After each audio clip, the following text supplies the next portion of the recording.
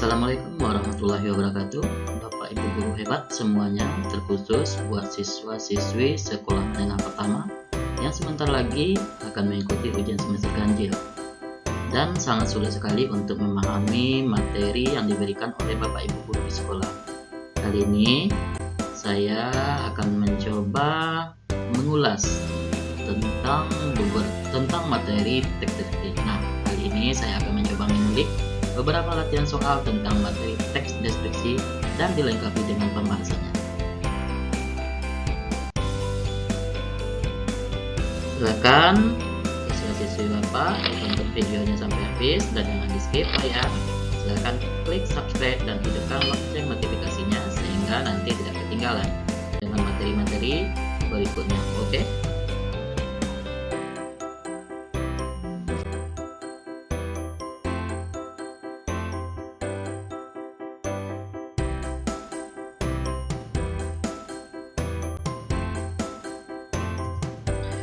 Soal yang pertama, kamar berukuran 7 x 8 meter itu sangat nyaman ditempati. Dindingnya dicat warna kuning dengan beberapa stiker tembok bertemakan kartun menghiasi. Sebuah sofa berwarna merah marun diletakkan di pojok ruangan, beserta lampu hias yang terdapat di kedua sisinya. Di sisi kanan kamar terdapat TV 32 inci yang bertengger manis di atas rak TV berbahan kayu jati. Di atas rak TV tersebut juga terdapat PlayStation, DVD player, dan pengeras suara. Agar terlihat makin manis, di sudut rak TV diletakkan pula akuarium kecil berisi ikan. Berseberangan dengan rak TV, di sisi kiri kamar terdapat rak buku lumayan besar. Rak buku tersebut memuat banyak buku, mulai dari komik, novel, buku pelajaran, kamus, bahkan ensiklopedia. Agar ruangan tidak tampak membosankan, ada pula pot tanaman palsu tepat di sudut ruangan samping rak buku. Kehadiran sebuah AC 3/4 PK yang bertengger di atas rak buku tentu menambah nilai kenyamanan di dalam kamar yang tinggi itu. Kutipan teks tersebut termasuk teks deskripsi berjenis A. Paragraf deskripsi spasial, B. Paragraf deskripsi objektif, C. Paragraf deskripsi subjektif, dan D. Paragraf deskripsi ruang dan waktu. Akan kita lihat di antara opsi A, B, C, dan D mana jawaban yang paling tepat berdasarkan teks paragraf yang disajikan. Kita lihat. Ya, jawabannya adalah A. Kenapa ini dikatakan dia termasuk paragraf deskripsi spasial? Silakan disimak berikut pembahasannya. Secara umum, teks deskripsi dibedakan menjadi 3 jenis. Yang pertama itu deskripsi spasial. Paragraf ini dibuat berdasarkan ruang dan waktu. Artinya, dalam paragraf ini kamu bisa menjelaskan suatu ruangan dari berbagai penjuru, baik itu dari luar, dalam, atas, atau bahkan dari bawah. Kamu bisa memberi penjelasan tentang keadaan ruangan yang kamu gambarkan tersebut, apakah gelap, terang, pengap, berdebu, bersih, rapi, kotor, dan lain sebagainya. Yang kedua itu deskripsi objektif. Sesuai dengan kata objektif, paragraf deskripsi objektif ini merupakan teks yang berisi gambaran sesuatu secara objektif atau apa adanya. Di sini, penulis tidak lagi menambahkan opini atau pendapat pribadi untuk melengkapi paragraf ini. Dan yang ketiga itu deskripsi subjektif. Kalau yang satu ini merupakan kebalikan dari paragraf deskripsi objektif. Pasalnya, paragraf deskripsi subjektif ini justru mengharuskan penulis untuk menggambarkan keadaan sesuai dengan apa yang dilihat dan dirasakan penulis. Dengan kata lain, penulis sangat boleh untuk menulis pendapat atau memasukkan opini pribadinya dalam menjelaskan objek yang digambarkan. Jadi, di sini siswa-siswi Bapak bisa memahaminya. Jadi, paragraf ini dia termasuk deskripsi spasial karena di sini dijelaskan itu ada ruang, itu kamar.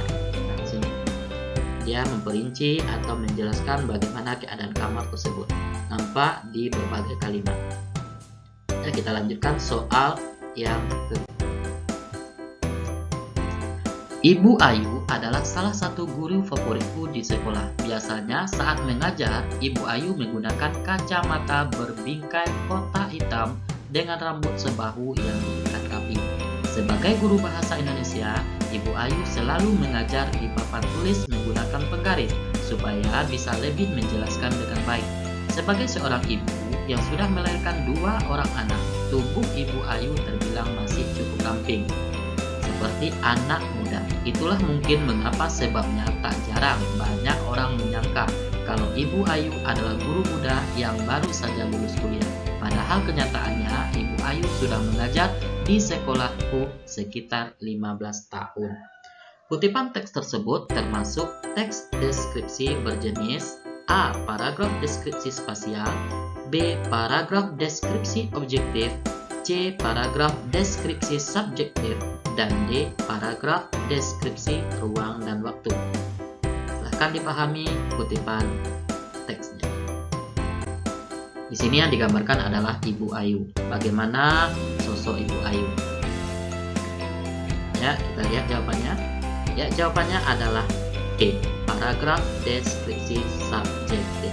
Di awal tadi Bapak sudah menjelaskan 3 jenis paragraf deskripsi, mulai dari spasial, objektif, subjektif, dan pembahasannya boleh kita lihat kembali. Secara umum, teks deskripsi dibedakan menjadi 3 jenis. Yang pertama, deskripsi spasial. Di sini yang dijelaskan atau yang digambarkan itu berdasarkan ruang dan waktu. Artinya, paragraf ini bisa menjelaskan suatu ruangan dari berbagai penjuru.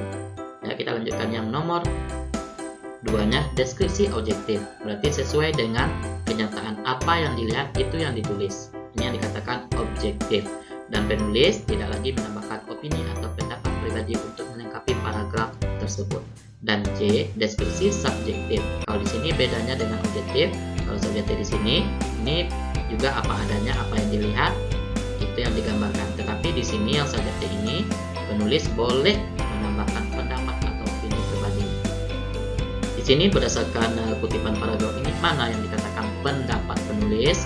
Ini mulai dari sebagai seorang ibu guru yang sudah melahirkan 2 orang anak, tubuh Ibu Ayu terbilang masih cukup ramping seperti anak muda. Itulah, ini dipertegas lagi, ini ada opini dari seorang penulis sampai kalimat yang terakhir. Mudah-mudahan Bapak bisa memahami. Kita lanjutkan soal yang ketiga. Pahamilah kalimat berikut.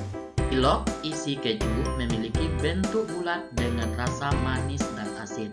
Kalimat di atas menunjukkan pembuktian dari cerapan panca indera. A. Penglihatan dan penciuman, B. Perabaan dan penciuman, C. Penglihatan dan pengecap, dan D. Perabaan dan pengecap. Kita lihat jawabannya adalah E, yaitu cerapan panca indera, penglihatan, dan pengecap. Berikut pembahasannya. Paragraf deskripsi adalah paragraf yang menggambarkan, menjelaskan, dan melukiskan suatu objek, tempat, dan peristiwa secara terperinci. Tujuannya adalah supaya pembaca seolah-olah bisa mengamati lewat seluruh panca inderanya, apakah itu penglihatan, perabaan, dan penciuman, dan lain sebagainya.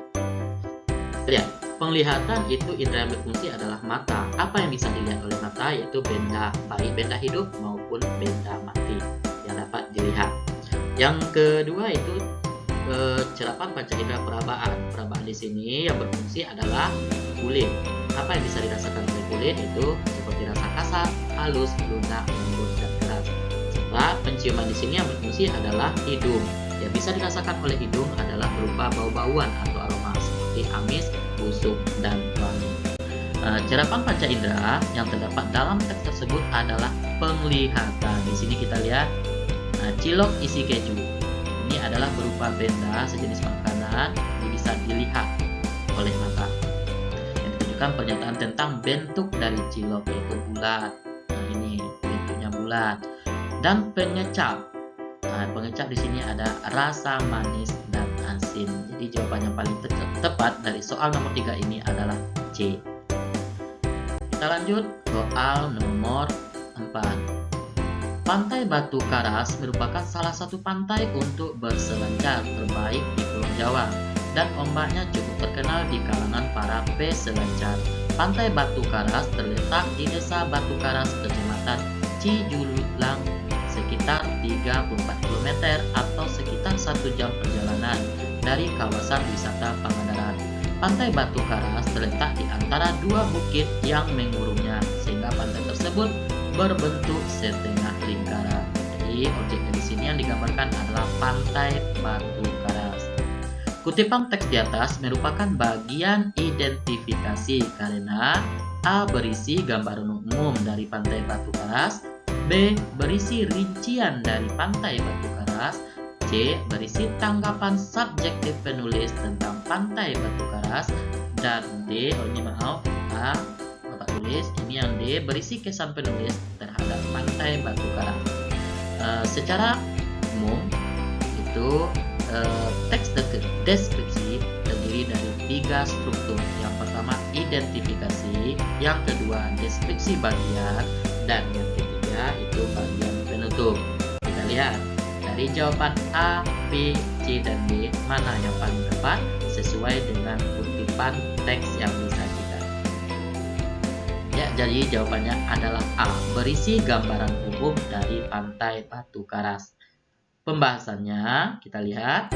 Kalau kita pahami, kutipan teks tersebut berisi gambaran umum tentang nama objek. Ini apa objeknya? Ini jelas. Pantai Batu Karas merupakan salah satu pantai untuk berselancar terbaik di Pulau Jawa. Berarti ini menjelaskan tentang lokasi di mana objek tersebut berada. Nah, ini juga lokasinya yang paling khususnya itu berada di Desa Batu Karas, Kecamatan Cijulang, sekitar 3 km atau sekitar 1 jam perjalanan dari kawasan wisata Pangandaran. Di sini ini alasannya kenapa dia dikatakan bagian identifikasi, karena teks ini berisi gambaran umum tentang objek yang digambarkan dan lokasinya. Kita lanjut soal nomor 5. Pahamilah kutipan teks deskripsi berikut. 1. Setiap malam berpuluh ribu tikus menyerbu desa-desa di Kecamatan Pracimantoro. Segala macam tanaman sampai pohon petai Cina yang sudah tua habis digerogoti tikus. Ketiga, binatang piaraan seperti ayam, kambing, dan sapi tidak luput dari serangan tikus yang ganas itu. 4. Apalagi bahan makanan. 5. Memang itu yang dicari. 6. Habis takas ditelan tikus. 7. Bahkan penduduk beberapa desa terpaksa diungsikan karena ketakutan. Dan yang ke-8, itu sampai sekarang masih ada orang yang tidak mau pulang kampung halamannya. Objek yang digambarkan pada teks tersebut berkaitan dengan. Jadi apa objek yang digambarkan di sini? A. Apakah itu orang? B. Peristiwa. C. Tempat. Dan D. Keadaan waktu. Jadi bisa di sini adalah apa? Memperhatikan atau memahami teksnya dulu, baru bisa menjawab pertanyaan dari soal nomor 5 ini. Objeknya tentang apa? Apakah itu orang, peristiwa, tempat, atau keadaan waktu? Kita lihat jawabannya. Ya, jawabannya adalah B. Kenapa dikatakan B? Berikut pembahasannya. Dalam teks tersebut digambarkan rangkaian peristiwa yang terjadi di Kecamatan Pracimantoro tentang wabah. Nih peristiwanya, mulai dari setiap malam ribuan tikus menyerbu desa-desa di Kecamatan Pracimantoro. Kalimat kedua juga peristiwa segala macam tanaman sampai pohon petai Cina yang sudah tua habis digerogoti. Ketiga, peristiwanya binatang piaraan seperti ayam, kambing, dan sapi tidak luput dari serangan tikus yang ganas itu. Sampai dengan kalimat terakhir. Jadi di sini objek yang digambarkan adalah peristiwa. Jadi jawaban yang tepat adalah B. Kita lanjut soal yang ke. Di bawah ini kalimat yang paling tepat dalam penulisannya. Berarti di sini unsur materi tentang unsur kebahasaan teks deskripsi. Salah satu bagaimana cara memperbaiki penulisan dari kata-kata yang kurang tepat. Kita lihat. A. Dilarang berbicara dengan keras ketika di perpustakaan. B. Dilarang berbicara dengan keras ketika di perpustakaan. C. Dilarang berbicara dengan keras ketika di perpustakaan. Dan D. Dilarang berbicara dengan keras ketika di perpustakaan. Kalau kita lihat, ini antara A, B, C, dan D ada penulisan yang berbeda. Kita lihat kalau A itu kata dilarang, ini digabung, dengan di perpustakaan ini digabung, sedangkan B di dengan larang itu dipisah, di dengan perpustakaan itu digabung, yang C di dengan larang itu dipisah, dan D di perpustakaan itu juga dipisah, sedangkan yang D dilarang itu digabung, sedangkan di perpustakaan itu dipisah. Kita lihat dari soal nomor 6 ini mana jawaban yang paling tepat. Ya, jawabannya adalah D. Kenapa D? Kita lihat pembahasannya. Kata dilarang harus ditulis secara sambung atau digabung karena merupakan kata kerja. Jadi dilarang ini adalah berupa kata kerja. Dan di adalah imbuhan yang jenisnya awalan. Jadi tidak boleh ditulis dilarang. Tidak boleh. Di dengan larang ini harus digabung. Sedangkan kata di perpustakaan harus ditulis secara dipisah karena di adalah kata depan. Kenapa di termasuk kata depan? Nih, antara di dia bisa dikatakan imbuhan berjenisnya awalan dan di juga bisa dikatakan dia kata depan, tergantung dari kata dasar yang diikutinya. Apabila kata dasar yang diikutinya selain menunjukkan keterangan tempat, maka di adalah jenisnya awalan. Kalau dia kata dasarnya berupa kata tempat, maka di dengan kata dasar tempat tersebut harus dipisah. Jadi kenapa di jawabannya paling tepat? Ini di dengan larang harus digabung, di perpustakaan harus dipisah. Kita lanjut soal yang kedua. Di bawah ini kalimat yang paling tepat adalah penulisannya, masih tentang bagaimana cara memperbaiki atau menulis kata-kata atau huruf, ejaan, penggunaan tanda baca yang tepat dari sebuah kalimat. A. Nikita selalu mencontek Hayato ketika ulangan. B. Nikita selalu menyontek Hayato ketika ulangan. C. Nikita selalu mencontek Hayato ketika ulangan. Dan D. Nikita selalu menyontek Hayato ketika ulangan. Ya, dari jawab soal nomor 7 ini mana jawaban yang paling tepat? Ya, bagus. Jadi jawaban yang tepat adalah D. Nikita selalu menyontek Hayato ketika ulangan. Kita lihat pembahasan. Menyontek berasal dari imbuhan dan kata dasar. Imbuhannya adalah menasar ditambah dengan kata dasarnya sontek. Jadi menyontek ini kata dasarnya bukan nyontek, melainkan sontek. Jadi ketika imbuhan atau awalan me nasal atau me bertemu dengan salah satu kata dasar yang berawalan dengan huruf K, T, S, P, dan pada huruf kedua merupakan huruf vokal berupa A, I, U, E, dan O. Maka huruf awal dari kata dasar tersebut akan mengalami peluluhan atau hilang. Jadi harus ditulis atau penulisan yang tepat adalah menyontek. Ini salah satu contohnya. D. Apabila kata dasar diikuti dengan awalan menasar, yang kata dasar itu diawali dengan penggunaan huruf konsonan K, T, S, T, dan kata yang kedua itu berupa vokal, apakah itu A, I, U, E, dan O, maka perubahannya akan mengalami peluluhan atau hilang. Mudah-mudahan di sini anak-anak Bapak semuanya bisa memahami bagaimana penulisan imbuhan dengan kata dasar yang diawali dengan huruf konsonan K, T, S, P. Nah, kita lanjutkan soal yang ke-8. Salah satu andalan wisata kota Yogyakarta adalah Pantai Parangtritis.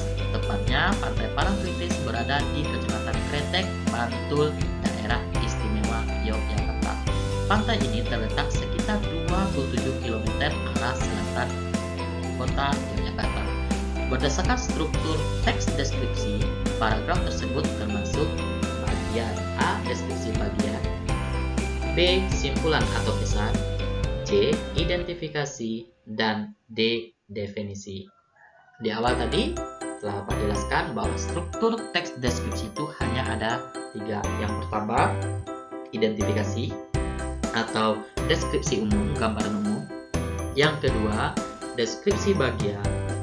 Yang ketiga, penutup atau berupa simpulan.